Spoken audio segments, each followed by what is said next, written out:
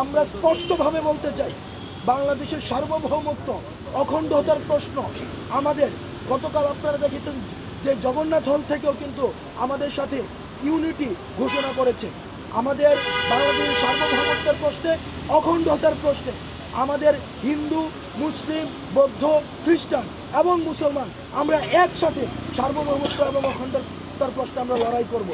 আর ভারত এই যে 16 বছরে যেভাবে বাংলাদেশকে নির্ভর করে, আওয়ামী লীগকে নির্ভর করে এই অন্যায্য যে সম্পর্কগুলো আপনারা তৈরি করেছেন, আপনারা যদি মনে করে থাকেন এই ধরনের অন্যায্য সম্পর্ক আপনারা তৈরি করতে পারবেন, তাহলে আপনারা ভ্রান্তির মধ্যে রয়েছেন।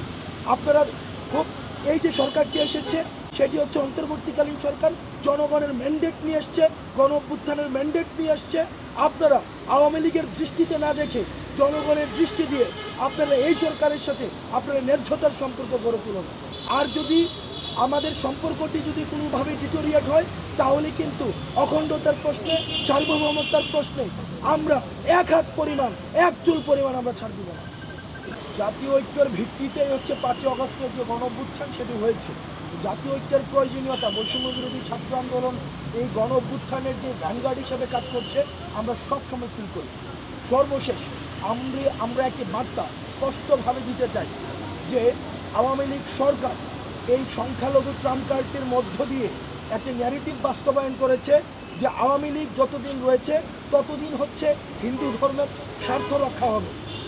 আমরা এই বিষয়টিকে আপনাদের মিডিয়ার মধ্য দিয়ে ভারতকে বলতে চাই, ভারত আওয়ামী লীগ সরকার যেভাবে সংখ্যালঘুদেরকে নির্যাতন করেছে, নিপীড়ন করেছে, তাদের সম্পদ লুণ্ঠন করেছে, সেটির উদাহরণ আর ইতিহাসে দ্বিতীয়টি নেই।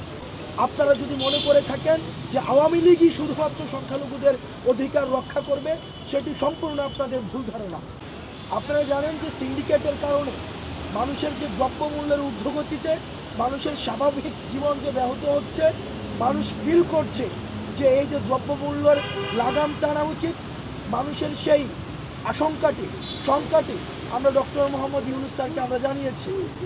আমাদের যেই সাম্প্রদায়িক যেই ট্রাম্প কার্ডটি বিশ্ব মিডিয়াতে ছড়ানো হচ্ছে যে এই গণ অভ্যুত্থানটি হচ্ছে rise of Islam and fundamentalism, বিষয়টি যে আসলে এমন না, বরং সকল শ্রেণী পেশার ছাত্র নাগরিকের অংশগ্রহণের মধ্য দিয়ে এই আন্দোলনটি গণ অভ্যুত্থানটি হয়েছে এবং সে প্রত্যেকেই সাম্য এবং মানবিক মর্যাদার মধ্য দিয়ে তাদের জীবন ধারণ করছে। আমাদের যে সম্প্রীতিটি রয়েছে, এই সম্প্রীতিটি কীভাবে বিশ্ব দরবারে আরও বেশি করে প্রচার করা যায় এবং এন্টি প্রপাগান্ডার সেল নিশ্চিত করা যায়, সেই বিষয়গুলো নিয়ে হচ্ছে স্যারের সাথে আমাদের কথা হয়েছে আজকে। যে বিষয়টি দেখেন, ভারত সবসময় আওয়ামী লীগের চোখ দিয়ে বাংলাদেশকে দেখেছে। ভারতের সাথে যে সম্পর্কটি, সেটি জনগণের সাথে জনগণের সম্পর্ক হয়নি, সেটি রাষ্ট্রের সাথে রাষ্ট্রের সম্পর্ক হয়নি, বরং ভারতের সাথে আওয়ামী লীগের সম্পর্ক হয়েছে। আমরা স্যারের কাছে আমরা জানিয়েছি যে ভারতের সাথে বাংলাদেশের দেশের সরকারের যেই অসম চুক্তিগুলো হয়েছে, গোপন চুক্তিগুলো হয়েছে, সেটি যেন প্রকাশ করা হয় এবং পানির যে ন্যায্য হিস্সা রয়েছে সেই হিস্সাটি যেন বাস্তবায়ন করা হয়। জ্বালানি সহ যেই আমাদের সীমান্তের যেই হত্যাগুলো করেছে সেই হত্যাগুলোর যেন বিচার নিশ্চিত করা হয় এবং বাণিজ্য যেটি রয়েছে বাংলাদেশের সাথে সেটি যেন ন্যায্যতার সাথে হয়, সেইটির ব্যবস্থা যেন করা হয়। এবং আমরা বারবার বলেছি, ভারতের জনগণের সাথে আমাদের বাংলাদেশের জনগণের কোনো ধরনের বিমাতাসুলভ সম্পর্ক নেই, অ্যান্টাগনিস্টিক কোনো সম্পর্ক নেই, বরং ভারতের যে সরকার একদম বছরের পর বছর 1.5 যুগের বেশি সময় ধরে বাংলাদেশকে নিয়ন্ত্রণ করার জন্য আওয়ামী লীগকে অস্ত্র হিসেবে ব্যবহার করেছে। আমাদের যে প্রশ্নটি, আমাদের যে অস্বস্তিটি হচ্ছে সেই জায়গাতে আমরা ভারতের কাছে, আমাদের ছাত্র নাগরিকদের কাছ থেকে উদাত্ত আহ্বান জানাবো, ভারতের সাথে বাংলাদেশের যে সম্পর্কটি, সেই সম্পর্কটি যেন জনগণের সাথে জনগণের এবং সেটি যেন রাষ্ট্রের সাথে রাষ্ট্রের হয়। 5ই আগস্টের আগ মুহূর্তে বাংলাদেশের যে ন্যাশনাল ইউনিটি তৈরি হয়েছে, সেই ইউনিটি আমরা মনে করি এখনও ভাঙেনি।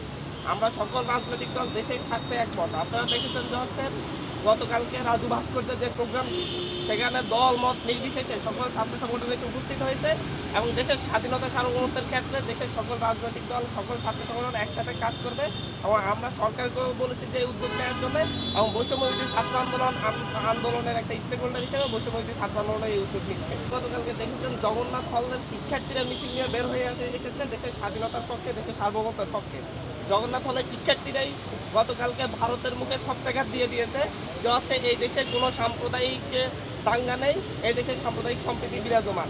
এদেশের হিন্দু মুসলিম সবাই একসাথে বসবাস করে, সারা দেশে হিন্দু সম্প্রদায় বলেন আর হচ্ছে অন্য যে কোনো সম্প্রদায় বলেন সবাই এই ক্ষেত্রে ন্যাশনাল ইউনিটির জায়গায় আছে এবং আমরা তাদের সাথে কথা বলছি, যোগাযোগ রাখছি।